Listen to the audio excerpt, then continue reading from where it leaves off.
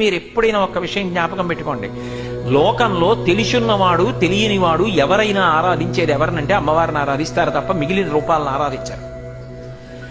ఏమీ తెలియనివాడు ఉన్నాడు అనుకోండి, పోలేరమ్మ, తలుపులమ్మ, మరిడమ్మ, నూకాలమ్మ.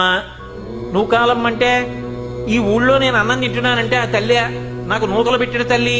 ఏం చేస్తాడు, ఏడాదికి ఓసారి వెళ్ళి డబ్బు వాయించి ఆవిడ దగ్గర వేపమంటలు కట్టి పట్టుకెళ్ళి ఏదో ఆ వాడికి ఉన్నది నైవేద్యం పెట్టి వస్తాడు. అక్కడ ఏం పెద్ద వైదికమైనటువంటి ఆచారం ఉండాలని నియమం లేదు.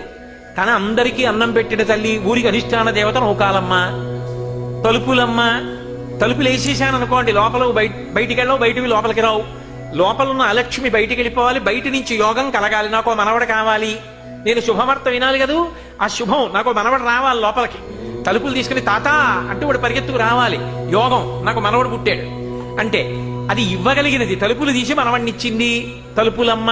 ఇంట్లో అలక్ష్మిని బయటికి తోసేసింది తలుపులమ్మ. పోలేరమ్మ. ఆసురీ శక్తులు ఊళ్ళో తిరగకుండా ఆవిడ తిరుగుతుంటుంది. ఇప్పటికీ కాశీపట్నంలో వారాహి తిరుగుతుంది. తెల్లవారుజామున తలుపులు వేసేసి పూజ చేసి తలుపులు వేసి వెళ్ళిపోతారు పడుకుంటుందని. అది దగ్గర నుంచి తలుపు తీస్తే మనం అసలు నిలబడి చూడలేము వారాహిని, అంత భయం. అందుకని మేడెక్కి మేడమించి కన్నంలోంచి చూస్తారు వారాహిని. కాశీపట్నంలో తిరుగుతుంది ఆవిడ. కాబట్టి వారాహి ఇలా ఆ తల్లి పోలేరమ్మ. ఇంకో చోట మరిడమ్మ. నువ్వు అస్తమానం వెళ్ళక్కర్లేదు, ఒక్కసారి ఏడాదికి వెళ్ళి ఆవిడ దగ్గర నిలబడి ఇలా నమస్కారం చేస్తే మళ్ళీ మళ్ళీ ఇచ్చే తల్లి కాబట్టి మరిడమ్మ.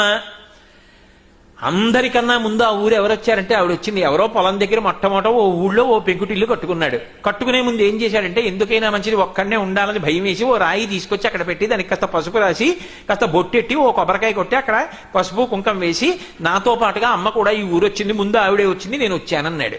తర్వాత 10 గడపలు వచ్చాయి, 100 గడపలు వచ్చాయి, 1000 గడపలు వచ్చాయి. ఎవరు శుభలేఖ పెట్టినా అక్కడే పెట్టారు. పెద్దింటమ్మ, పేరంటాలమ్మ, ఆవిడే పెద్ద పేరంటం, ఆవిడే పెద్దమ్మ, ఆ ఊరికి వచ్చిన పెద్దమ్మ ఆవిడే.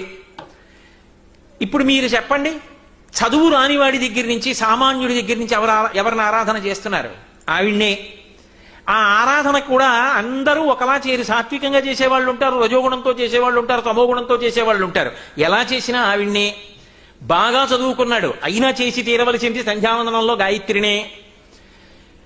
ఇంకా బాగా చదువుకున్నాడు కామాక్షిని. ఇంకా బాగా చదువుకున్నాడు ఏదో మంత్రాల రూపంలో ఉపాసన. ఏదైనా అందరూ తేలికగా పట్టుకోగలిగింది ఎవరిని? అమ్మని.